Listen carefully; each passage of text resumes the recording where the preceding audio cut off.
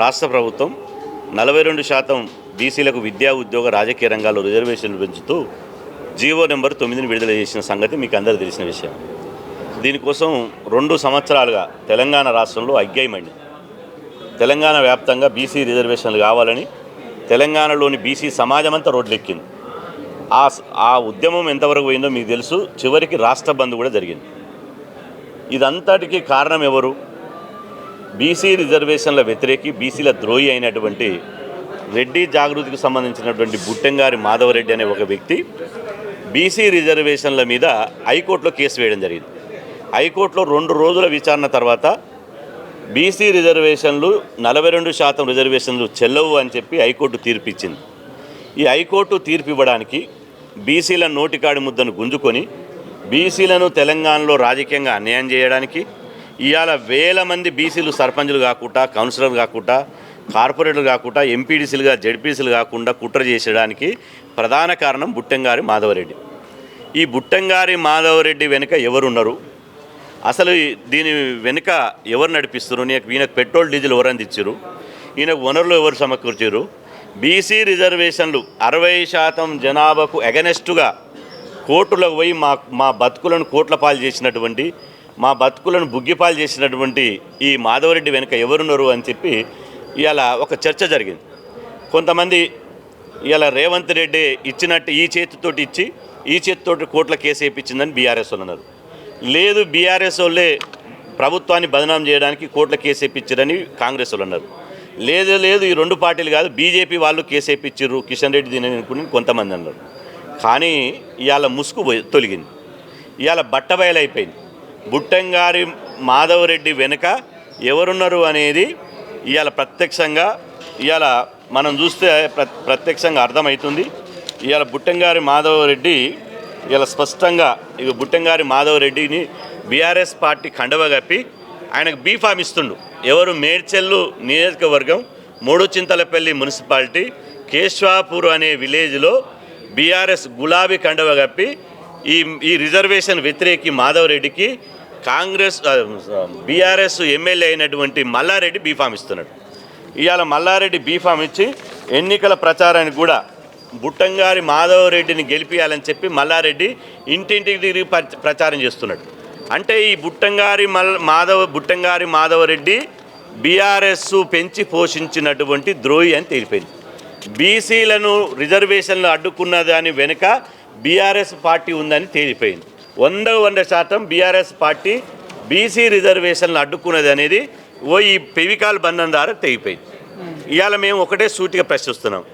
ఇవాళ కేసీఆర్ గారికి, కేటీఆర్ గారికి, హరీష్ రావు గారికి తెలియకుండా మల్లారెడ్డి గారు ఇంత పెద్ద ఇష్యూ జరిగి రిజర్వేషన్లు అడ్డుకున్నటువంటి వ్యక్తిని గులాబీ పార్టీలో అంత ఈజీగా జాయిన్ చేసుకుంటాడా?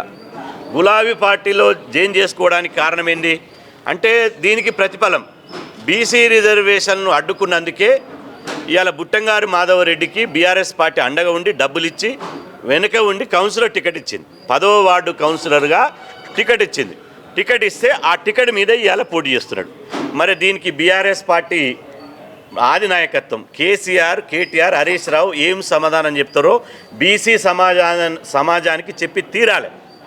బీసీ సమాజానికి చెప్పి తీరకపోతే బీఆర్ఎస్ పార్టీ కూడా బీసీ ద్రోహుల పార్టీగా చరిత్రలో మిగిలిపోతుంది. ఇవాళ మా నోటికాడి ముద్దను గుంజేసి బీసీలకు ద్రోహం చేసి ఇవాళ స్వాతంత్రం వచ్చిన 80 సంవత్సరాల తర్వాత మేము 60% ఉంటే 42% రిజర్వేషన్లు పెంచితే కోర్టులకు పోయి రిజర్వేషన్లు అడ్డుకున్నటువంటి ద్రోహికి ఒక ఆధిపత్యానికి సంబంధించి బీసీల పొట్టగొట్టినోని బీఆర్ఎస్ పార్టీ హక్కున చేర్చుకొని అతను గెలిపియాలని బీఫామ్ ఎందుకు ఇచ్చింది? దీనికి కేసీఆర్, కేటీఆర్, హరీష్ రావు సమాధానం చెప్పాలి. బీఆర్ఎస్ పార్టీలో ఉన్నటువంటి మా రక్త సంబంధికులు, మా నాయకులు వాళ్ళు ఇవాళ మధుసూదన్ చారి గారు, తలసాని శ్రీనివాస్ యాదవ్ గారు, ఈ శ్రీనివాస్ గౌడ్ గారు, వద్దిరాజు రవిచంద్ర గారు, అదేవిధంగా గంగుల కమలాకర్ గారు, మీరు చెప్పండి ఎక్కడ న్యాయం ఉందో చెప్పాలి. ఇవాళ మీరు అన్నారు మా బీసీ మీటింగ్లకు వచ్చి కాంగ్రెస్ పార్టీ వాళ్ళే ఇవాళ ఇచ్చిరన్నారు. మాకు ఏ పార్టీతో సంబంధం లేదు. ఇవాళ కాంగ్రెస్ వాళ్ళు కోట్ల కేసు వేపిస్తే కాంగ్రెస్ వాళ్ళని ఇవాళ వాళ్ళని నడి రోడ్డు మీద నిలబెట్టేటోళ్ళం. బీసీల ద్రోహులని చెప్పేటోళ్ళం. ఆ రోజు 60% జనాభా ఉంటే 56% ఉంటే కాంగ్రెస్ పార్టీ బీసీల ద్రోవుల పార్టీ అన్నాం. వాళ్ళు సరి చేసుకొని మళ్ళీ రెండోసారి కులగన్న చేశారు. ఇవాళ మీరు ఇంత బీఆర్ఎస్ పార్టీ ఇంత జరుగుతున్నా బీఆర్ఎస్ పార్టీ ఇక్కడ హక్కున చేర్చుకొని ఒక రిజర్వేషన్ల వ్యతిరేకి ఇవాళ మాధవరెడ్డి మల్లారెడ్డి కుట్రలు చేస్తుంటే ఈ కుట్రలు మీకు తెలవయా? అందుకనే బీఆర్ఎస్ పార్టీ ఉన్నటువంటి బీసీ నాయకులు నేను విజ్ఞప్తి చేస్తున్నా, మీకు ఏమాత్రం బీసీల మీద చిత్తశుద్ధి ఉన్నా కేసీఆర్ ఇంటి ముందర ధర్నా చేయండి. బుట్టంగారి మాధవరెడ్డిని బహిష్కరించే వరకు పార్టీలో మీరు ఇంటర్నల్గా పోరాటం చేయండి. మీరు నిజంగా పోరాటం చేస్తే బీసీ బిడ్డలు బీసీల కోసం నిజంగా కొట్లాడతారని మేము అనుకుంటాం. మీరు కనుక పోరాటం చేయకపోతే మిమ్మల్ని కూడా కేవలం బీసీలకు ఇవాళ అధికారం పోయింది కాబట్టి బీసీల రాగమెత్తుకురు బీసీల పల్లవెత్తుకురు అనే ఇవాళ బీసీ సమాజం శంకిస్తుంది తప్ప బీసీలు మీ మీద విశ్వాసం కోల్పోతారు. ఇవాళ 100% ఇంత పచ్చిగా ఈ పెవికాల బంధం బీఆర్ఎస్ పార్టీకి మాధవరెడ్డికి ఇంత పెవికాల బంధం ఉంటే బీఆర్ఎస్ పార్టీ దీని మీద ఎందుకు స్పందించదు? కాబట్టి మీరు స్పందిస్తే 48 గంటల్లో మీకు సమయం ఇస్తున్నాం. 48 గంటల్లోగా మీరు స్పందిస్తేనే సరే. మీరు స్పందించకపోతే బీఆర్ఎస్ పార్టీ కార్యాలయాలని రాష్ట్ర కార్యాలయం నుంచి మొదలుకుంటే జిల్లా కార్యాలయం వరకు ముట్టడిస్తాం. మీరు మాధవరెడ్డిని మా మనిషి కాదు, మేము బహిష్కరిస్తున్నాం, మాకు సంబంధం లేదని ప్రకటించండి. లేదు మాధవరెడ్డి మా మనిషి అని ధైర్యం ఉంటే చెప్పండి. మాధవరెడ్డి మా మనిషే, బీసీ రిజర్వేషన్లు అడ్డుకున్నది వాస్తవమే, బీసీ రిజర్వేషన్లు అడ్డుకున్న దాని వెనుక మేమే ఉన్నామని చెప్పండి. మీకు దమ్ము ధైర్యం ఉంటే బీఆర్ఎస్ పార్టీ వాళ్ళకు దమ్ము ధైర్యం ఉంటే చెప్పండి. నేను సవాల్ విసురుతున్నా.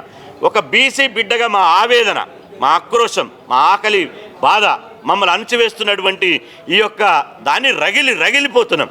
ఇట్లాంటి బీసీల ద్రోహిని మీరు చేసుకొని ఇలా బీఆర్ఎస్ పార్టీ బీసీల ద్రోహిగా మిగిలింది కదా. దీని మీద ఎందుకు సమాధానం చెప్పరు? మీరు సమాధానం చెప్పకుంటే మీ శవయాత్రలు చేస్తాం, మిమ్మల్ని చావు డప్పు కొడతాం, మీ ఇళ్ళ దగ్గరికి వచ్చి చావు డప్పులు కొడతాం. మీరు బీసీల ద్రోహి అని గ్రామాన ఇవాళ చాటింపు చేస్తాం, దండోర వేయిస్తాం. ప్రతి గ్రామంలో బీఆర్ఎస్ పార్టీ బీసీల ద్రోహుల పార్టీని దండోరేపిస్తాం. మీరు ఇట్లాంటి దోపిడి దొంగను, ఇట్లాంటి ద్రోహిని మీరు బీఆర్ఎస్ పార్టీలో చేర్చుకుంటారా? అంటే బీసీలు అంటే కేవలం బీఆర్ఎస్ పార్టీకి ఇవాళ ఎన్ని ఓట్లు వేస్తేందుకు జిందాబాద్ కొడుతందుకే ఉన్నది. మేము అప్పుడే అనుకున్నాం దళితులు ముఖ్యమంత్రిని చేస్తాను గోవింద్ అన్నారు. అదేవిధంగా బీఆర్ఎస్ పార్టీలో ఒక పార్టీ అధ్యక్షిస్తారని గోవింద్ అన్నారు. ఒక ఈటల రాజేందర్ గారిని డిస్మిస్ చేశారు. అదేవిధంగా ఒక దళిత బిడ్డ రాజయ్య గారిని బర్తరఫ్ చేశారు. ఇన్ని బహుజన వ్యతిరేక చర్యలు చేసుకుంటా ఇప్పుడు సరిపోదన్నట్టు ఒక బీసీ రిజర్వేషన్ల వ్యతిరేకని ఎట్లా బీఆర్ఎస్ పార్టీ ఆశ్రయం ఇస్తుందో, ఈ బీసీ రిజర్వేషన్ల యొక్క గూడు పుటాని ఏందో బీసీ సమాజానికి మీరు చెప్పాలి, మీరు స్పందించాలి. మీరు స్పందించకపోతే మాత్రం ప్రజాక్షేత్రంలో బీఆర్ఎస్ పార్టీని ఎట్టి పరిస్థితులు వదిలేది లేదు. మేము అవసరమైతే గ్రామం ఈ బుట్టంగారి మాధవరెడ్డి రిజర్వేషన్లు అడ్డుకున్నది 100%, 99% కూడా కాదు, 100% బీఆర్ఎస్ పార్టీని అని చెప్పి మేము ఈ ఆధారాలతోటి ఈ సాక్ష్యాలతోటి మేము ఖచ్చితంగా ప్రజాక్షేత్రంలోకి వెళ్తాం. బీఆర్ఎస్ పార్టీ బీసీ వ్యతిరేక వైఖరిని ఎండగడతాం. ఖచ్చితంగా ఇవాళ బుట్టంగారి మాధవరెడ్డి 2-3% జనాభా కావాలన్నా 60% జనాభా ఉన్న బీసీ సమాజం కావాలన్నా బీఆర్ఎస్ పార్టీ తెలుసుకోవాలి. ఇక నీ దొంగ నాటకాలు కట్టిపెట్టండి. బీఆర్ఎస్ పార్టీ ఇవాళ ఈ లపంగి మాటలు, దొంగ నాటకాలు, ఈ లత్కోరు మాటలు బంద్ చేయరు. ఎందుకంటే ఇక మేము బీసీలకు మేము అది ఉన్నాం ఇది ఏమున్నారో మీకు తేలిపోయింది కదా. ఇది పచ్చి ఇవాళ మాధవరెడ్డి అంటోని ఎంత దమ్ము కావాలి, ఎంత ధైర్యం కావాలి మీకు. ఈ బీఆర్ఎస్ పార్టీలో కౌన్సిలర్గా ఎట్లా అవకాశం ఇచ్చారంటే బీసీ రిజర్వేషన్లకు అడ్డుకున్నందుకు ప్రతిఫలంగా ఒక గిఫ్ట్గా ఆయనకు కౌన్సిలర్ పదవి ఇచ్చారు. ఇవాళ పొరపాటును గెలవనీయం 100% గెలవనీయం బిడ్డని, కానీ పొరపాటును గ్రాపణ గెలిస్తే మున్సిపల్ చైర్మన్ ఇస్తారు. కాబట్టి మిమ్మల్ని బీఆర్ఎస్ పార్టీకి బీసీలు ముఖ్యమా మాధవరెడ్డి ముఖ్యమా తేల్చుకోవాలి. 48 గంటల సమాధానం చెప్పాలి. చెప్పకపోతే మాత్రం బీఆర్ఎస్ పార్టీని బీసీలు రాజకీయంగా బొందబెట్టదని చెప్పి సందర్భంగా హెచ్చరిస్తున్నాం.